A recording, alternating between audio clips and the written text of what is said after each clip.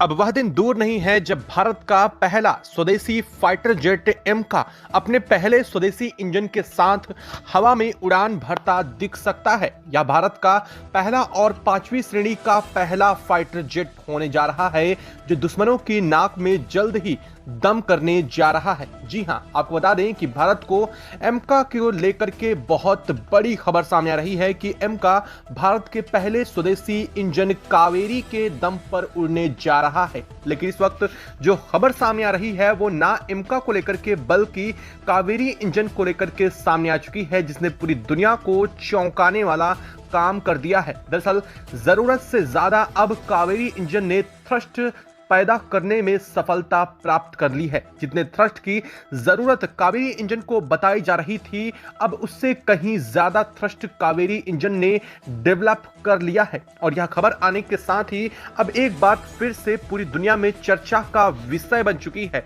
और वह कोई और नहीं बल्कि भारत का पहला स्वदेशी इंजन जो कि पूरी तरह से हाइब्रिड इंजन है कावेरी, वह चर्चा में आ चुका है। दरअसल हाइब्रिड का मतलब क्या है और साथ ही साथ कावेरी इंजन किस तरह से थ्रस्ट जनरेट करने में सफलता पा चुका है, यह एक बड़ा सवाल पैदा होता है। लेकिन सबसे बड़ा सवाल यह है अब पूरी दुनिया के लिए कि अब भारत कावेरी इंजन को अपने एमका में जल्द इंस्टॉल करने की तैयारी भी लगा चुका है। ना सिर्फ कावेरी इंजन को लगाएगा बल्कि एमका की लगभग 12 यूनिट को तैयार करने को लेकर भी भारत ने अपने हाथ पांव मजबूत कर लिए हैं। और इस खबर के सामने आने के साथ ही अब दुनिया भर को लेकर के जो यह कयास लगाए जा रहे थे कि भारत 5वीं श्रेणी के फाइटर जेट जल्द खरीदने वाला है, उन पर काफी बड़ा क्वेश्चन मार्क लगता हुआ दिखाई दे रहा है कि क्या अब इस सब के बावजूद अमेरिका के F-35 पर डिपेंड रहना चाहेगा या फिर अब भारत का एमका ही पूरी दुनिया की नाक में अकेले दम करने के लिए काफी होने जा रहा है। क्या है इस वक्त खबर, क्या खबर अपडेट सामने आ रही है कावेरी को लेकर के, जिसने रूसी वैज्ञानिकों को तो चौंका ही दिया है बल्कि उनके एक स्टेटमेंट ने पूरी दुनिया को हैरान कर दिया है। कावेरी इंजन ने एक बहुत बड़ा कीर्तिमान वापस से स्थापित करने में सफलता पा रही है। दरअसल आपको बता दें कि कावेरी इंजन को लेकर के भारतीय वैज्ञानिकों ने हाइब्रिड रूप से डिजाइन किया था, और हाइब्रिड रूप से डिजाइन करने के साथ ही यह फ्यूल कंजम्पशन में सबसे कम करने वाला एक पहला फाइटर जेट इंजन बनने जा रहा था। लेकिन इसमें काफी बड़ी कमी आ रही थी, जिसको लेकर के जब बाद में रूस से बातचीत हुई और रूस ने इसकी टेस्टिंग अपने यहाँ की है, तो अब कावेरी इंजन ने जो कर दिखाया है उसने पूरी दुनिया को चौंकाने वाला काम किया है। क्या है इस वक्त पूरी खबर, क्या पूरी अपडेट सामने आ रही है, क्या है कावेरी इंजन से जुड़ी इस वक्त की अपडेट जिसकी वजह से कावेरी इंजन को एमका के साथ जोड़ा जाने लगा है, तो बताएंगे आपको इस वीडियो में। चैनल पर बने रहें, वीडियो को लाइक और चैनल को अगर अभी तक आपने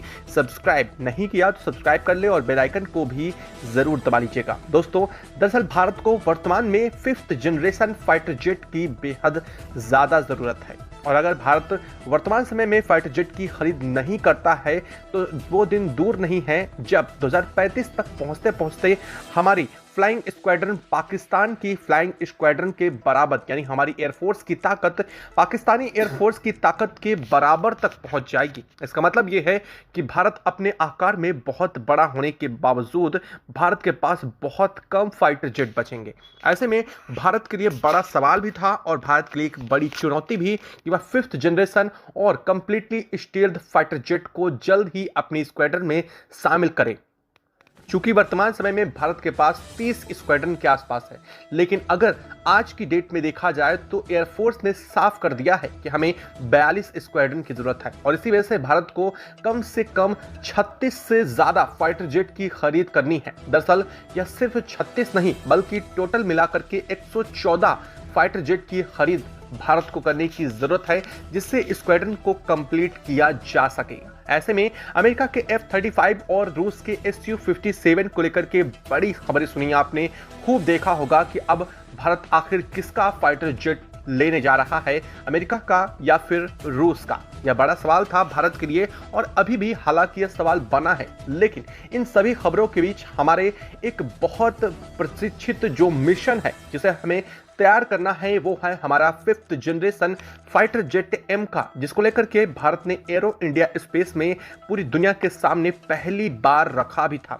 हालांकि इसको लेकर के ही दुनिया के कई देश पूरी तरह से बौरा चुके थे, लेकिन उसी समय आपने ध्यान दिया होगा कि कावेरी भी वहीं रखा गया था और कावेरी को लेकर के भी चर्चा सामने आई थी और कहा यह जा रहा था कि कावेरी इंजन को जल्द ही एयरक्राफ्ट में लगाया जाएगा। हालांकि तब फाइटर जेट में लगाने की बात इसकी नहीं हुई थी और यह कहा जा रहा था कि जल्द ही इसे फाइटर जेट के लिए भी डेवलप किया जाएगा, लेकिन इसकी टेस्टिंग के दौरान इसे 80 किलोन्यूटन तक का थ्रस्ट जनरेट किया जा सका था।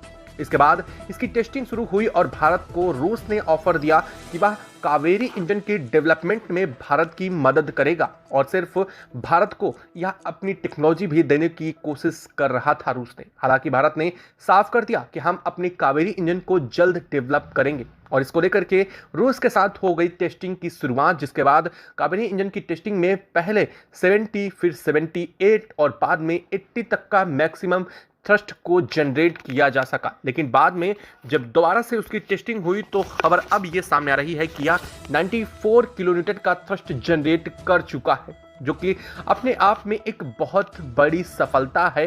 हालांकि 90 किलोन्यूटन का थ्रस्ट की जरूरत होती है एक एयरक्राफ्ट के लिए, लेकिन इसने 94 किलोन्यूटन का थ्रस्ट जनरेट किया, यानी कि अब इसे किसी भी कैरियर एयरक्राफ्ट में लगाने के लिए यह कैपेबल हो चुका है और जल्द ही कावेरी इंजन रूस के 4 इंजन वाले एक एयरक्राफ्ट में लगाया भी जाने जा रहा है। यानी कि रूस के एक एयरक्राफ्ट जिसमें 4 इंजन वाले एयरक्राफ्ट की जरूरत होती है, उसमें कावेरी इंजन को लगाया जाने जा रहा है। लेकिन सबसे बड़ा सवाल यह होता है कि क्या कावेरी इंजन को हम फाइटर जेट एमका में लगाने जा रहे हैं? तो जी हाँ, इसको लेकर के बहुत बड़ी खबर और खुशखबरी दोनों सामने आ रही है। जल्द ही कावेरी इंजन को एमका के लिए तैयार किया जाने जा रहा है और आपको जान करके हैरानी होगी कि ना सिर्फ इसे एमका के लिए तैयार किया जाएगा, बल्कि इसके थ्रस्ट को बढ़ा करके 140 किलो न्यूटन तक जनरेट करने की कोशिश अभी चल रही है। यानी कि हमें 140 किलोन्यूटन का थ्रस्ट जनरेट करना है, जिसके बाद हम एमका में इसे इंस्टॉल कर सकेंगे। यानी कि एक फाइटर जेट और मल्टी रोल के साथ हमारा पहला स्टील्थ पूरी तरह से फाइटर जेट एमका तब तैयार हो पाएगा जब से कावेरी इंजन में 140 किलोन्यूटन का थ्रस्ट जनरेट करने के बाद इसको लगाया जाने वाला है। हालांकि आपको बता दें कि भारत इस पर बहुत तेजी से काम कर रहा है। अब बहुत समय दूर नहीं है जब भारत 140 न्यूटन का भी थ्रस्ट जनरेट कर पाएगा और इसकी वजह से इसे एयरक्राफ्ट के बाद अब फाइटर जेट को लेकर भी चर्चा शुरू हो गई है। लेकिन अब इसमें सबसे बड़ी बात सामने यह आ रही है कि भारत का कावेरी इंजन पूरी दुनिया पर राज करने जा रहा है। अब इसमें आप ये सोच रहे होंगे कि आखिर ऐसा क्या खास है। अमेरिका पहले से ही 140 किलोन्यूटन वाले थ्रस्ट के इंजन्स को अपने फाइटर जेट में यूज कर रहा है और ऐसा ही कुछ रूस भी कर चुका है। 135 से 140 किलोन्यूटन के थ्रस्ट वाले इंजन्स को अपने फाइटर जेट Su-57 और Su-75 में भी रूस में यूज करने की कवायद चल रही है। ऐसे में भारत अगर उतने ही थ्रस्ट का इंजन जनरेट करता है, बना लेता है, तो इसमें खास क्या होने वाला है? दरअसल खास होने वाला है कावेरी इंजन में मौजूदा हालात की टेक्नोलॉजी, जो कि इसमें अपने आप में कावेरी इंजन को सबसे अलग बनाती है। दरअसल आपको बता दें कि रूस ने अब तक सिर्फ अकेला देश है जिसने यह दावा किया है कि वह हाइब्रिड इंजन पर काम कर रहा है। लेकिन अब आपको खबर जो सुनने को आ रही है वो ये है, कावेरी इंजन दुनिया का पहला हाइब्रिड इंजन होने जा रहा है जो सबसे कम फ्यूल पर फ्लाई करने के लिए कैपेबल है। यानी कि अगर इस इंजन को हम किसी एयरक्राफ्ट में लगाते हैं या फिर हम इसे फाइटर जेट में लगाते हैं तो सबसे कम फ्यूल कंजम्पशन करने वाला दुनिया का पहला हाइब्रिड इंजन बनने जा रहा है। अब जब बात आ जाती है दुनिया में पहले की, तो यह अपने आप में बहुत अलग और विशेष हो जाता है और इससे एक दो नहीं बल्कि कई फायदे होने जा रहे हैं। दरअसल आपने खूब सुना होगा कि अमेरिका का F-16 यहाँ क्रैश हो गया, वहाँ क्रैश हो गया और इसका सबसे बड़ा कारण बताया जाता है इसमें लगे एक्स्ट्रा फ्यूल टैंक की वजह से ब्लास्ट हुआ। आपने यह सुना होगा। लेकिन अब आपको बता दें कि कावेरी इंजन जिस फाइटर जेट में भी लगेगा उसमें एक्स्ट्रा फ्यूल टैंक की ज़रूरत नहीं होने वाली है और यह कईयों हजार किलोमीटर तक हवा में बड़े कई घंटों तक यह उड़ान भर सकने में कैपेबल हो जाएगा।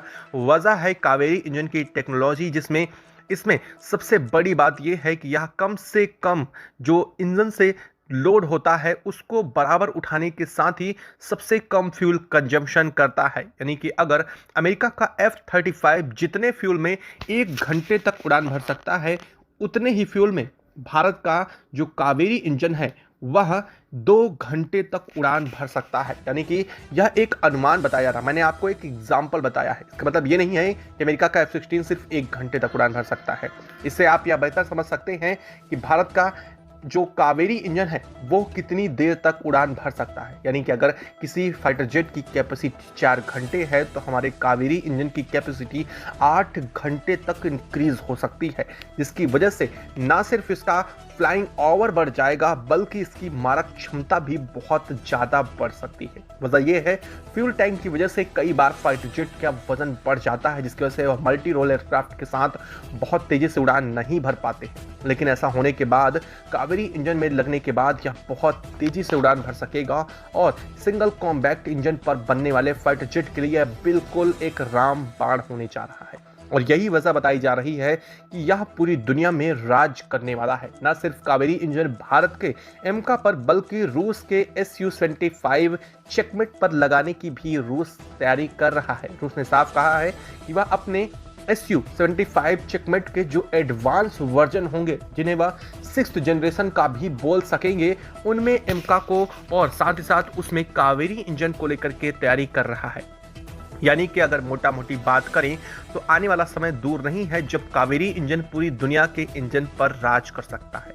और बात वह भी दूर नहीं है कि जब भारत का कावेरी इंजन दुनिया के कई अलग अलग फाइटर जेट में देखने को मिल सकता है। जिस तरह से अमेरिका अपने F-414 इंजन को भारत के अब तक तेजस के लिए डिलीवर नहीं किया है, इससे आप समझ सकते हैं कि भारत अगर खुद का इंजन जनरेट कर सकता है तो इसका यही मतलब है कि भारत अपने आने वाले समय में अपने स्क्वाड्रन में कम से कम 400 नए फाइटर जेट को शामिल करने जा रहा है।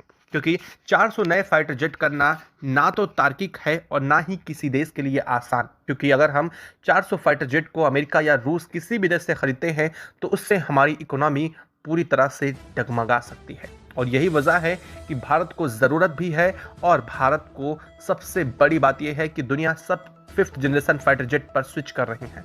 ऐसे में भारत अगर नहीं करता है तो भारत की स्क्वाड्रन बहुत कमज़ोर हो जाएगी और इस बात की चिंता भारत ने पहले ही जता दी है। और इसलिए भारत ने साफ किया है कि अब वह प्राइवेट कंपनीज को भी इस फाइटर जेट के इंजन के मेकिंग में इंक्लूड करने जा रही हैं, चाहे वह टाटा हो, रिलायंस हो या फिर और L&T जैसी दिग्गज कंपनियां। आपको यह खबर कैसी लगी कमेंट बॉक्स में लिख करके ज़रूर बताइएगा। साथ ही वीडियो को लाइक और चैनल को अगर अभी तक सब्सक्राइब नहीं किया तो सब्सक्राइब कर लें और बेल आइकन को भी ज़रूर दबा लें। जय हिंद दोस्तों।